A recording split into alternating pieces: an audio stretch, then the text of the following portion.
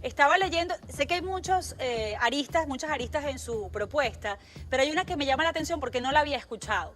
Usted plantea que es prácticamente inútil mantener, por ejemplo, o conversaciones o acercamientos con la actual Fuerza Armada. Fíjese que en eso ha radicado no solo la posición con el tema de la amnistía, sino también Estados Unidos ha invitado a la Fuerza Armada a participar en este cambio y en esta transición.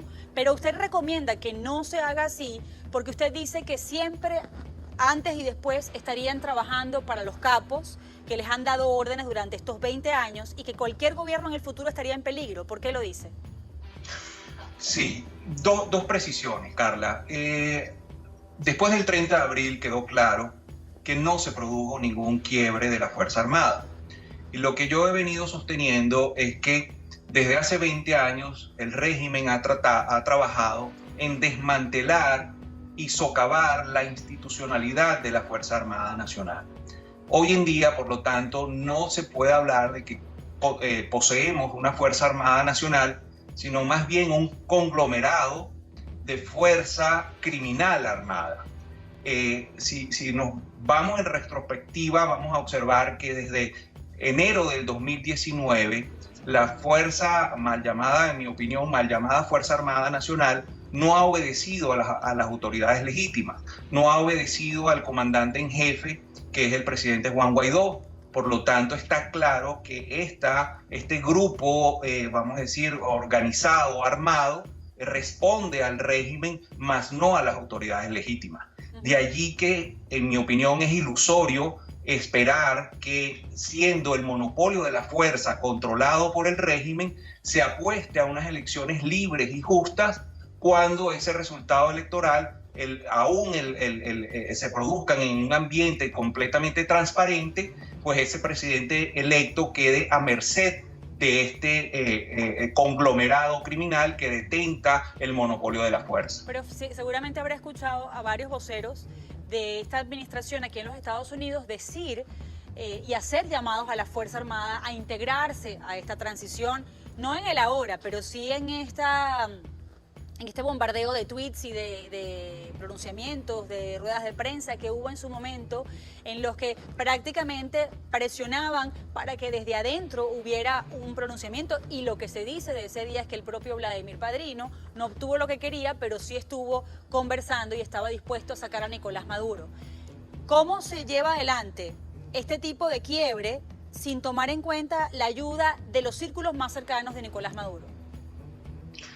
Fíjate una cosa, Carla, desde enero de 2019 tenemos un presidente legítimo y también tenemos, reconocido por la comunidad internacional, una Asamblea Nacional legítima.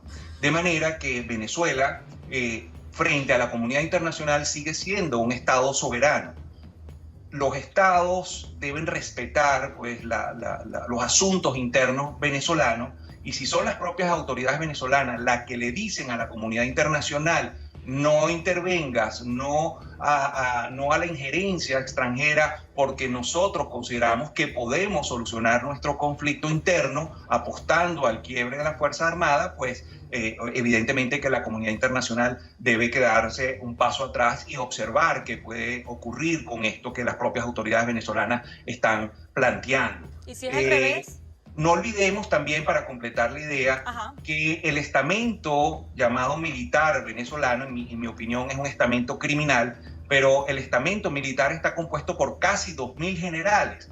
Entonces, negociar con un grupo de ellos, con el cabecilla actual de ellos, no significa que el resto de los 1.990 restantes generales no puedan asumir el mando del mismo componente armado. Y no olvidemos también que la Fuerza Armada no es el único componente armado que tiene el régimen. También están los colectivos, también está la guerrilla y también están los grupos terroristas. Todavía no tengo que hacer la pausa, pero nos queda poquito tiempo para este bloque. Le pregunto, ¿y si es al revés? ¿Y si es la comunidad internacional? Porque esa es la impresión que ha dado en sus declaraciones, la que quiere que sea el quiebre interno, que es cuando insisten en que esto lo van a resolver los venezolanos a través de la vía diplomática. No es el pronunciamiento constante de voceros de la transición. Ha sido el propio Mike Pence, ha sido el propio Elliot Abrams, quienes han sugerido que hasta incluso el Partido Socialista Unido de Venezuela debería ser considerado o incorporado a un proceso de transición, a una nueva Venezuela en la que existiera, entre comillas, un gobierno de unidad nacional, en el que todos participen en este ahora para sacar a Nicolás Maduro y después en un futuro para cohabitar.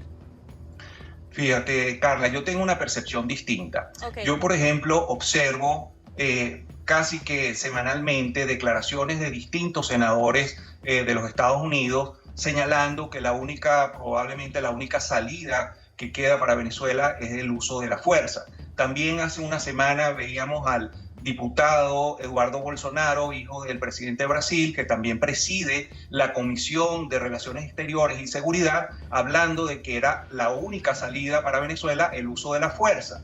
En fin, el propio presidente Duque también hace unos días atrás hablaba de solicitar o que se le diera autorización por parte de la Asamblea y por parte del presidente Guaidó para entrar al territorio venezolano a combatir la guerrilla.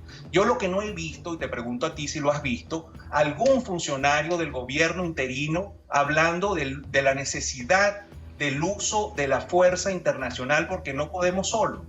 Lo que han dicho es que la comunidad internacional no está lista para apretar ese botón, para describirlo de manera gráfica. Claro, pero eso no dicen los propios voceros. Pero mi pregunta es, ¿has visto algún funcionario del gobierno interino decirle al mundo que necesitamos una coalición militar porque no podemos solos? No, así literalmente no. En eso tiene toda la razón. Pero literalmente sí se ha visto de diputados extranjeros.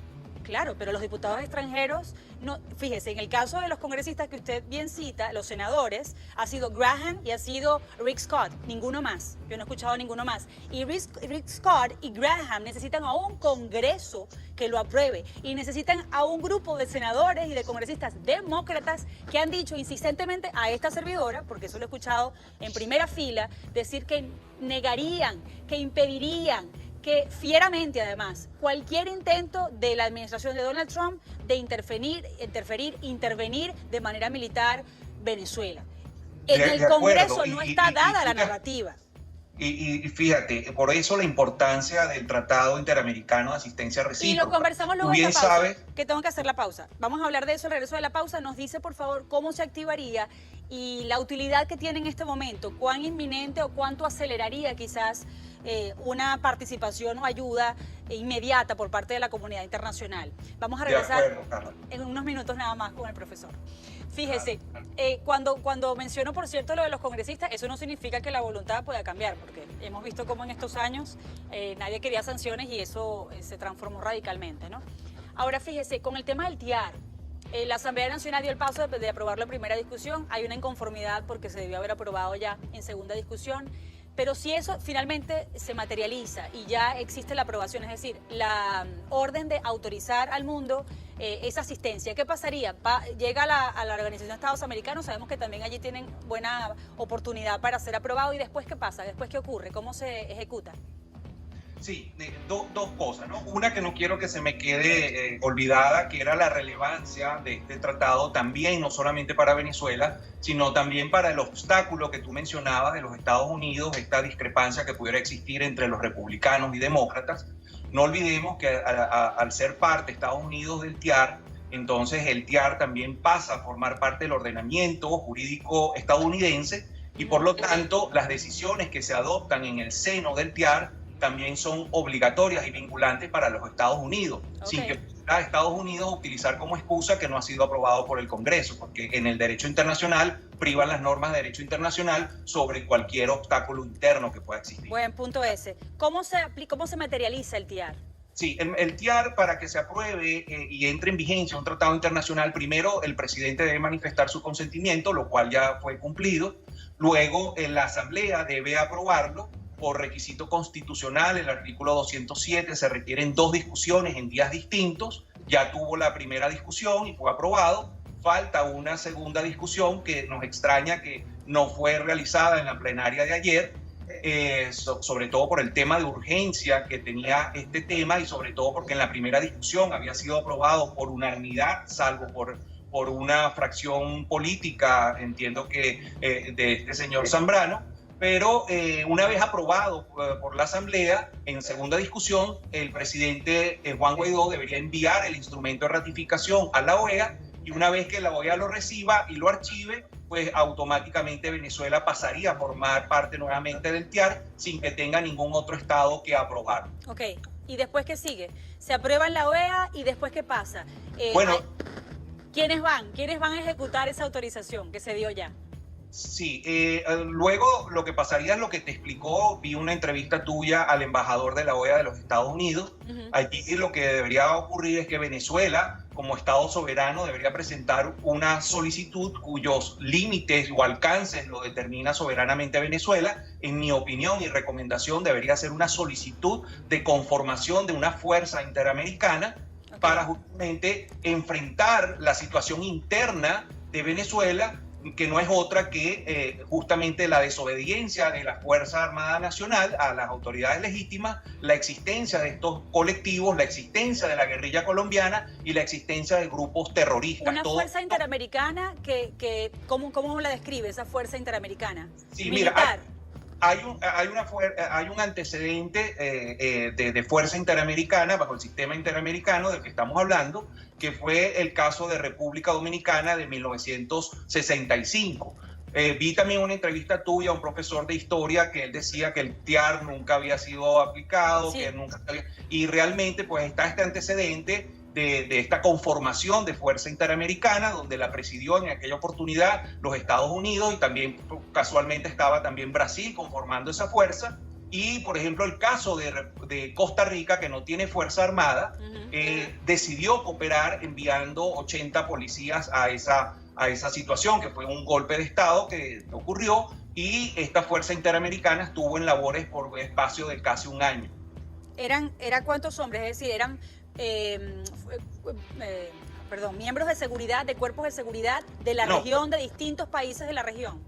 Claro, fuerzas militares de los Estados Unidos y de otros, no recuerdo exactamente el número de países, 6 o 7 países que decidieron enviar tropas militares, y esas tropas militares pues respondían a un comando unificado determinado por el Consejo Permanente de la OEA, que se reunió en esa ocasión, y también por una comisión técnica que supervisaba las labores militares, y allí se establecieron los términos y condiciones tanto del ingreso como de la salida de esta fuerza interamericana militar. Recuérdenos cómo se dio esa operación, como para tener una idea, poder visualizarla, y cómo cree que se podría utilizar ese ejemplo en el caso venezolano. Sí, en el caso de República Dominicana, primero se originó un golpe de Estado y intervino unilateralmente primero los Estados Unidos enviando fuerza militar, y luego se solicitó la activación del TIAR. Se reunió pues los miembros del TIAR, porque hay que distinguir, no son los miembros de la OEA los que deciden, solamente son solo 13, sí.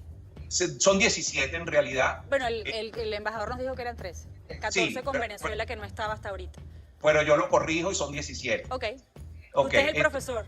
No, eso está en la página web de la OEA y puede corroborar quiénes son los miembros activos. Pero es cierto que no está ni Bolivia, ni Nicaragua, ni Cuba, y la mayoría de los países del Caribe no están tampoco. Es decir, que eso sería una ventaja para la aprobación en la OEA. Correcto, completamente. Sí, entonces te mencionaba que en ese caso se activó la conformación de esta fuerza interamericana y por espacio de casi un año estuvieron en actividades. ¿Cómo veo esto yo en el caso venezolano? Pues veo primero haciendo esta solicitud, justificando los motivos de esta solicitud, que básicamente se haría conforme al artículo 6, porque el tratado contempla dos situaciones, una tanto de agresión extracontinental o fuerza armada de otro estado, y la segunda es justamente conforme al artículo 6, que establece que cuando la soberanía o la independencia política de cualquier estado americano se vea amenazada o afectada por cualquier situación o hecho que pueda poner en peligro la paz del continente, entonces también allí se puede activar el TIAR y tomarse las medidas que van desde rompimiento de relaciones diplomáticas hasta el uso de la Fuerza Armada. Profesor, muchísimas gracias por este tiempo. Ya tengo que despedirlo, pero creo que Nos ha servido mucho su posición porque sumamos al conocimiento sobre este tema que seguramente nos va a tocar debatir en el futuro próximo. Gracias a ti, Carla, por la oportunidad de poderla exponer. Gracias. Claro que sí, gracias a usted. Andrés Mesgravis es profesor justo en resolución de conflictos, está en Washington, D.C. y es venezolano.